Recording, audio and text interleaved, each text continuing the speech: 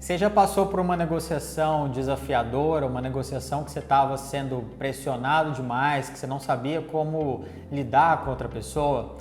Nesse vídeo eu quero trazer para vocês algumas fontes de pressão que a gente pode ter na negociação e como você pode lidar melhor com essas fontes de pressão. Seja muito bem-vindo, meu nome é Guilherme Tavares e nesse vídeo eu quero te trazer um pouco mais sobre as principais fontes de pressão que a gente tem na negociação e como você pode lidar com essas fontes de pressão.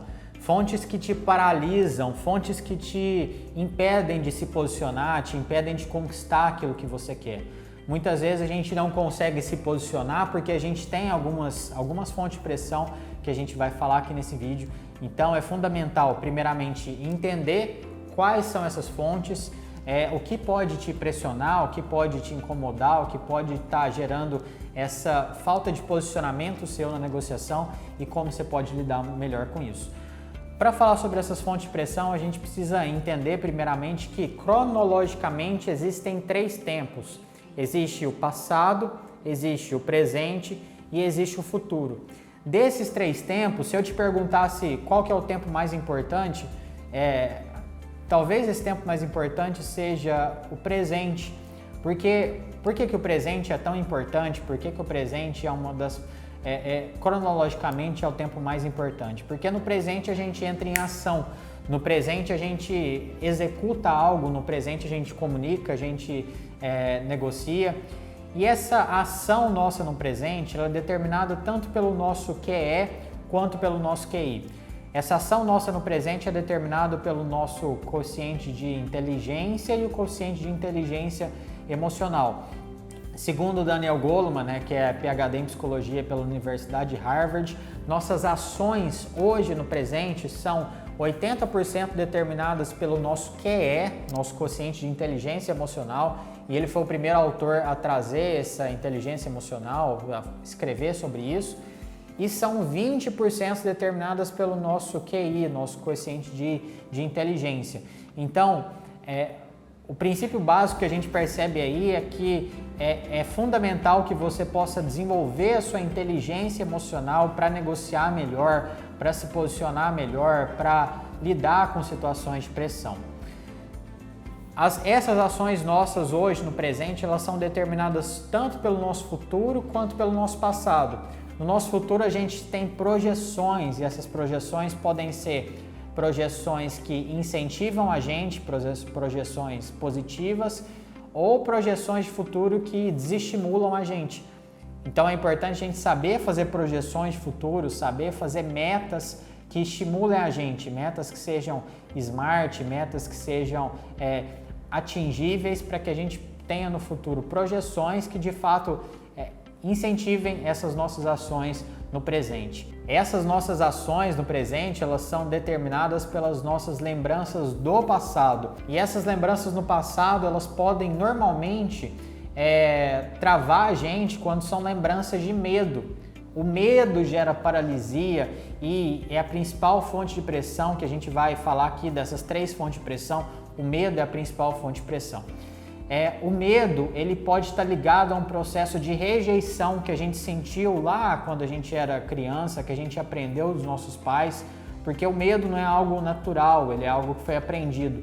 O medo e essa dificuldade nossa de se posicionar vem primeiramente de um processo de superproteção e um processo de ameaça que a gente sentiu dentro de casa.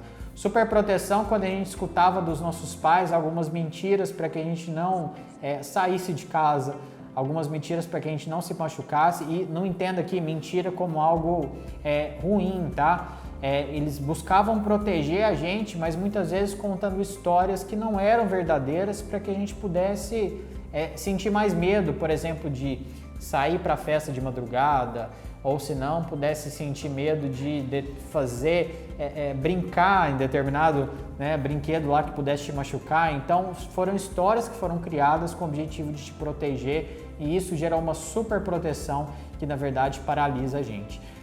Outro motivo que também gera essa super proteção é um ambiente de ameaças.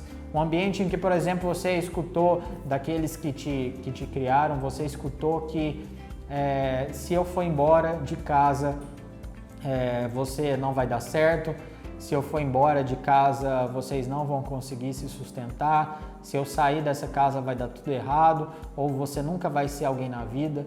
Pode ser que você tenha escutado isso na sua infância e que isso modelou os seus comportamentos hoje.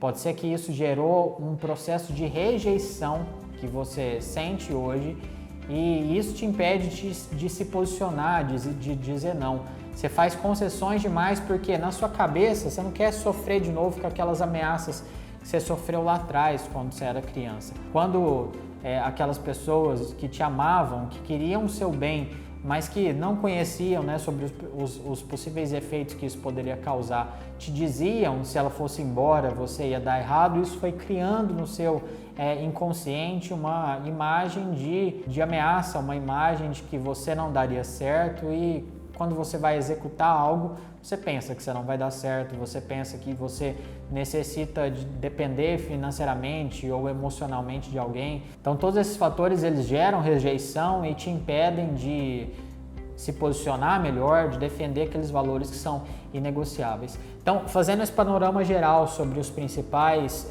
tempos e entendendo que o medo, ele paralisa, a principal fonte de pressão, a primeira principal fonte de pressão na negociação é o medo do fracasso, o medo que não é natural da gente, porque uma criança ela não tem medo de cair numa escada quando ela é criança, ela está engatinhando ali, ela não sente aquele medo, ela não sente medo de brincar e se machucar. Na verdade, é algo construído na gente por aqueles que amavam a gente, que queriam super proteger a gente, que queriam proteger, mas geraram uma super proteção por um cuidado excessivo. E histórias de medo que a gente escutou desde aquelas canções de niná que a gente teve na nossa infância. Canções de niná como, por exemplo, boi, boi, boi, boi da cara preta, pega esse menino que tem medo de careta. Ou se não, nana neném, que a cuca vem pegar, papai foi pra roça, mamãe foi trabalhar. Então todas essas canções foram imputando na gente medo, um comportamento que impede a gente de se posicionar, porque o medo paralisa. Quando a gente vai fazer algo e a gente tem medo de que aquilo possa dar errado, a gente se paralisa. Então esse medo, que é a primeira principal fonte de pressão, deveria ser substituído por prudência, que é diferente de medo. O medo paralisa e a prudência te dá a possibilidade de traçar planos de ação, traçar metas para que você possa desempenhar aquilo que é importante para você. Então, primeira fonte de pressão, medo, e a principal forma de superar esse medo é transformar ele em prudência, contar a verdade sobre aquilo que você quer proteger, para aquelas pessoas que você quer proteger, mesmo que seja de uma forma lúdica para crianças, mas conte a verdade e para que essa prudência estimule que você crie planos e a partir daqueles planos você possa gerar, se posicionar, conquistar aquilo que você sonha. A segunda fonte de pressão principal são as expectativas elevadas. E essas expectativas elevadas podem ser expectativas elevadas minhas e expectativas elevadas do outro. Expectativas elevadas minhas quando a gente coloca metas irreais, metas que às vezes são difíceis de ser alcançadas e a gente coloca muita pressão na nossa cabeça.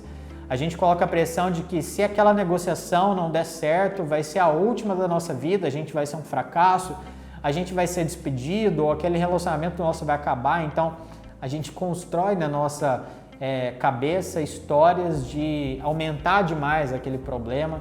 Isso gera uma expectativa elevada. Expectativas elevadas que vêm também daquela cobrança que às vezes a gente sente em ser multitarefas.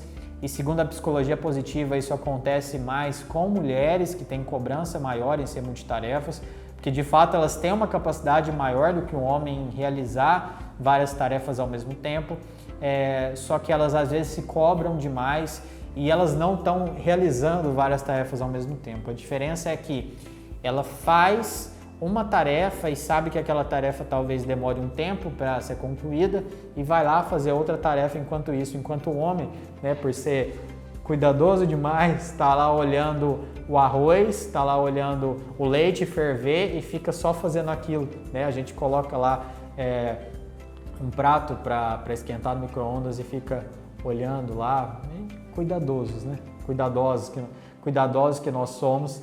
E, na verdade, a gente tem uma